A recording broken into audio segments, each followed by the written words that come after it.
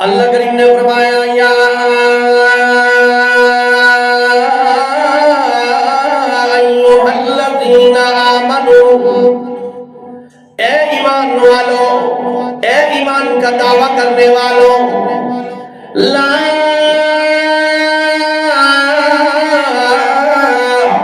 تلہکم اموالکم ولا اولادکم عن ذکر اللہ۔ اے ایمان والو، اپنے مالوں کو بھی اپنی اولاد کو بھی ہلاک نہ کرو اللہ کے ذکر کے مقابلے میں۔ اپنے مالوں کو بھی اپنی اولاد کو بھی، مفسرین نے فرمایا مراد اس سے یہ ہے کہ اپنے مالوں کو اپنی مرضی کے مطابق خرچ کر کے ہلاک نہ کرو، اپنی اولاد کو دین سے دور رکھ کے اپنی اولاد کی زندگی برباد نہ کرو عن ذکر اللہ۔ یعنی جہاں پہ اللہ نے خرچ کرنے کا حکم دیا وہاں پہ ان چیزوں کو خرچ کرو۔ اگر اولاد والی نعمت تمہیں دی ہے اسے دین سکھلایا جائے، اس کے عقائد کی فکر کی جائے، اس کے اخلاق کی فکر کی جائے، چونکہ یہ اولاد تمہارے لیے صدقہ جاریہ بننے والی ہے، دنیا میں بھی آخرت میں بھی۔ اور مالوں کو بھی ہلاک نہ کرو اپنی مرضی سے خرچ کر کے، یعنی جہاں پہ اللہ نے خرچ کرنے کا حکم دیا ہے اس مالوں کو وہاں پہ خرچ کرنا چاہیے۔ وَمَن يَفْعَلْ ذَلِكَ فَأُولَٰئِكَ هُمُ الْخَاسِرُونَ۔ فرمایا جس نے اس طرح کیا وہ نقصان اٹھانے والوں میں سے ہے، خسارے میں سے ہے۔ یعنی اپنی اولاد کو بھی اپنے مالوں کو بھی ہلاک کر کے خسارے میں ہے، نقصان میں ہے۔ حضرت عبداللہ ابن عباس صحابی رسول رضی اللہ تعالیٰ عنہما فرماتے ہیں ان آیات سے مراد صرف مال نہیں ہے، صرف اولاد نہیں ہے، بلکہ ہر نعمت مراد ہے، ہر نعمت مراد ہے۔ یعنی مال والی نعمت بھی دی، اولاد والی نعمت بھی دی اللہ نے، تو ساتھ ساتھ تندرستی بھی اللہ نے عطا کی ہے، زندگی بھی عطا کی ہے، عمر بھی اللہ نے عطا کی ہے، وقت بھی اللہ نے عطا کیا ہے، اچھا رہن سہن بھی اللہ نے عطا کیا ہے، بیوی کی محبت بھی اللہ نے عطا کیا ہے، رشتہ داروں کا قرب بھی اللہ نے عطا کیا ہے۔ یہ سارے انعام کو اگر استعمال کرنے کے بعد اگر اللہ کا شکر ادا نہیں کیا، اللہ کا شکر ادا نہیں کیا، اللہ کی عبادت کی توفیق نہیں ہوئی ہے، تو یہ آدمی خسارے میں ہے، نقصان میں ہے۔ پھر فرمایا وَأَنفِقُوا مِمَّا رَزَقْنَاكُم مِّن قَبْلِ أَن يَأْتِيَ أَحَدَكُمُ الْمَوْتُ۔ اے لوگوں خرچ کرو اللہ کے راستے میں۔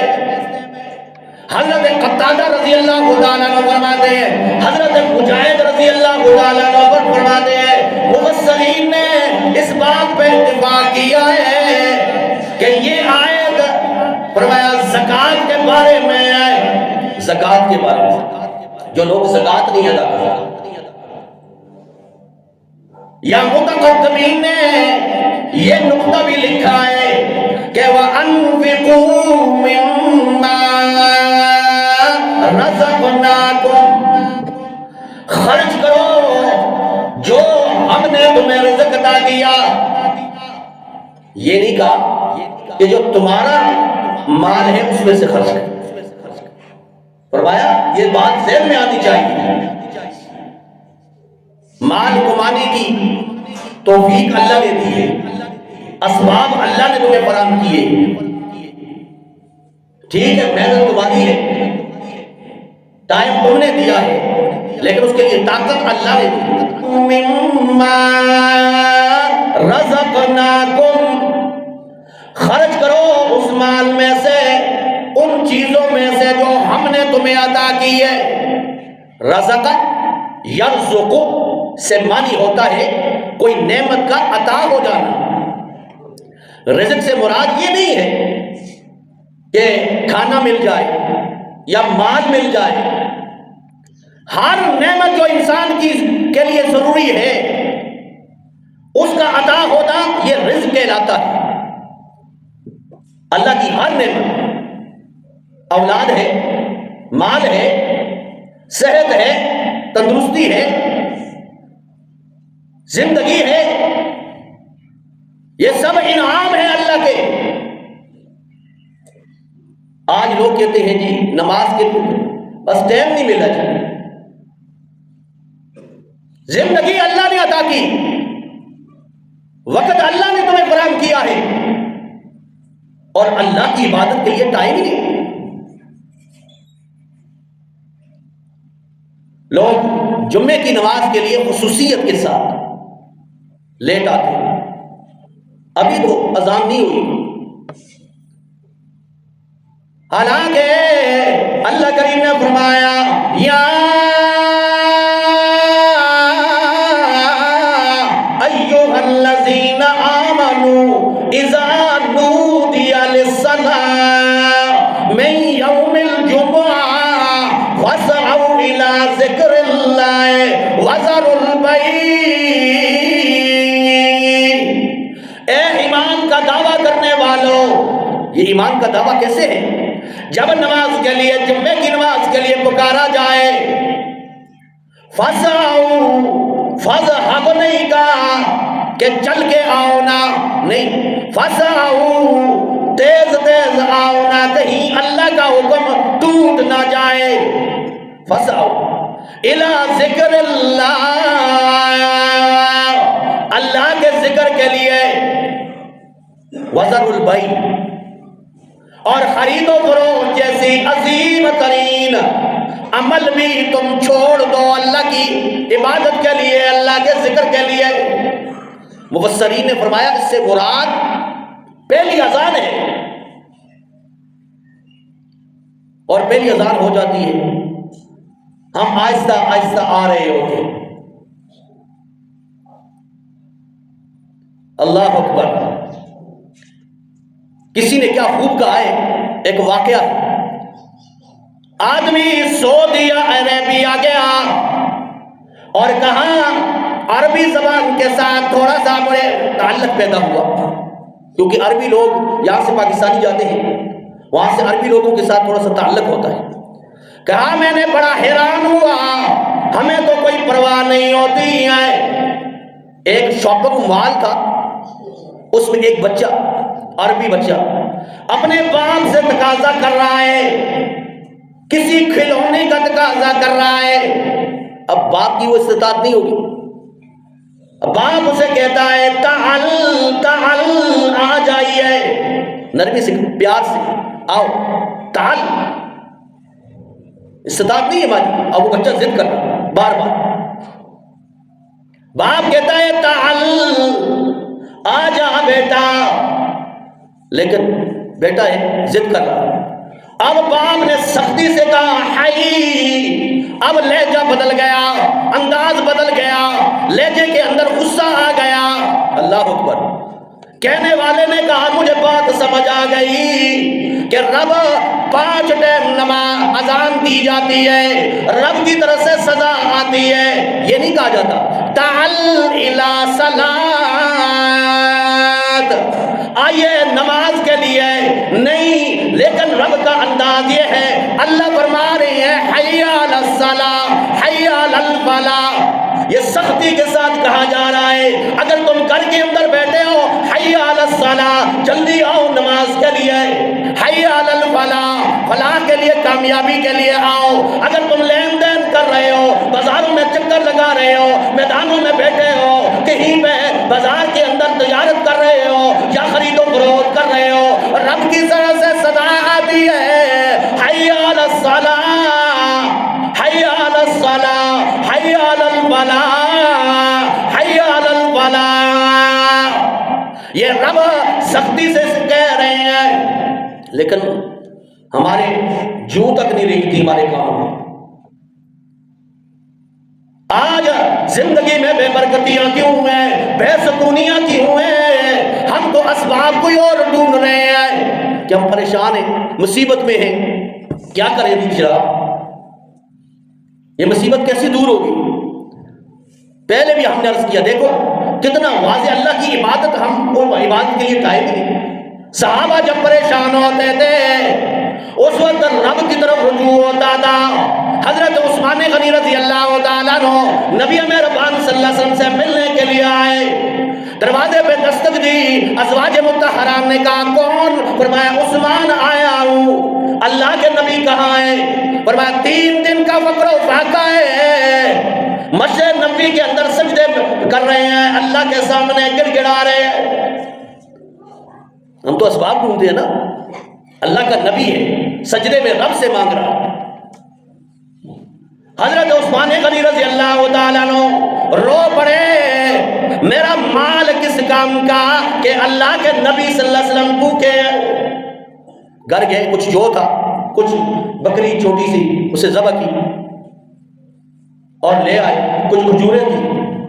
نبی مہربان صلی اللہ علیہ وسلم جب واپس تشریف لائے، گھر کے اندر دیکھا ہانڈی میں سے گوشت کی خوشبو آ رہی ہے. کہا کون؟ کس نے لایا؟ فرمایا عثمان آیا تھا اور گوشت دے کے آئے، کچھ جو کا آٹا ہے، کچھ کھجوریں ہیں. نبی مہربان صلی اللہ علیہ وسلم نے فرمایا اللہ کے سامنے، اللہ اکبر، اللہم انی رضیت عن عثمان فرضا عنہ. اللہ عرش پہ میں عثمان سے راضی ہو گیا ہے، اللہ عرش پہ تو عثمان سے راضی ہو جا. وہ تو ایسے لوگ تھے، نہ مالوں کے ساتھ محبت تھی، نہ جائیداد کی خوشنودی تھی. دلی تمنا یہ ہوتی تھی کہ ہمیں ایمان میسر آ جائے، ایمان پہ استقامت آ جائے، ایمان پہ موت آ جائے. یہ دعا کیا کرتے تھے. اور آج کا مسلمان الذی جمع مالہ وعددا یحسب ان مالہ اخلدا. فرمایا مالوں کو گن کے رکھتا ہے، مال کہیں خرچ نہ ہو جائے. یحسب ان مالہ اخلدا، یہ گمان کرتا ہے کہ یہ مال اس کے پاس ہمیشہ رہنے والا ہے. اللہ نے فرمایا کلا لَيُنبَذَنَّ فِي الْحُطَمَةِ، یہ تو حطمہ میں ڈالا جائے گا. وَمَا أَدْرَاكَ مَا الْحُطَمَةُ، تمہیں کیا معلوم ہے یہ حطمہ کیا ہے؟ نار اللہ الموقدہ، وہ بھڑکتی ہوئی آگ ہے. مفسرین نے 2 معنی کی ہیں. ایک معنی یہ ہے کہ بھڑکتی ہوئی آگ ہے، یعنی ایسے حالات اللہ پیدا کر دیتا ہے کہ جس طرح آگ کے اندر چیز راکھ ہو جاتی ہے، ختم ہو جاتی ہے، مال بھی ایسے حالات پیدا کر دوں گا، سارا مال ضائع ہو جائے گا، ختم ہو جائے گا. یا نار اللہ الموقدہ، دوسرا معنی یہ ہے کہ یہ مال تمہیں جہنم میں لے جانے کا ذریعہ بنتا ہے. مالوں کو اللہ کے راستے میں خرچ کرنا چاہیے. اس لیے فرمایا وَأَنفِقُوا مِمَّا رَزَقْنَاكُمْ مِن قَبْلِ أَن يَأْتِيَ أَحَدَكُمُ الْمَوْتُ، اس سے پہلے کہ تمہارے اوپر موت آ جائے اپنے ہاتھوں سے مال کو خرچ کرو. جس اولاد کے لیے، جن رشتہ داروں کے لیے، جن تعلق داروں کے لیے مال چھوڑ کے جا رہا ہے، وراثت میں مال چھوڑ کے جاتا ہے، ان کی مرضی ہے تمہارے پیچھے وہ صدقہ کریں یا نہ کریں. اس لیے اللہ کریم نے فرمایا سورہ بنی اسرائیل کے اندر، مومنون کے اندر، کہ جب انسان میں موت آتی ہے تو کہتا ہے قال رب ارجعون لعلی اعمل صالحا فیما ترکت، اللہ مجھے دنیا میں واپس بھیج دے. اللہ تاکہ جو عمل میں چھوڑ کے آیا ہوں، نماز ہے، روزہ ہے، حج ہے، زکوٰۃ ہے، اللہ کے راستے میں خرچ کرنا ہے، اللہ سارے نیک عمل کروں گا۔ اللہ فرماتے ہیں کلا انہا کلمۃ ھو قائلھا، یہ تو صرف کہنے والے کی باتیں ہیں کہ واپس بھیج دے۔ وَمِن وَرَائِهِمْ بَرْزَخٌ إِلَىٰ يَوْمِ يُبْعَثُونَ، اللہ نے پردہ ڈال دیا ہے، برزخی زندگی آ گئی ہے، اب قیامت سے پہلے واپس آنا نہیں ہے۔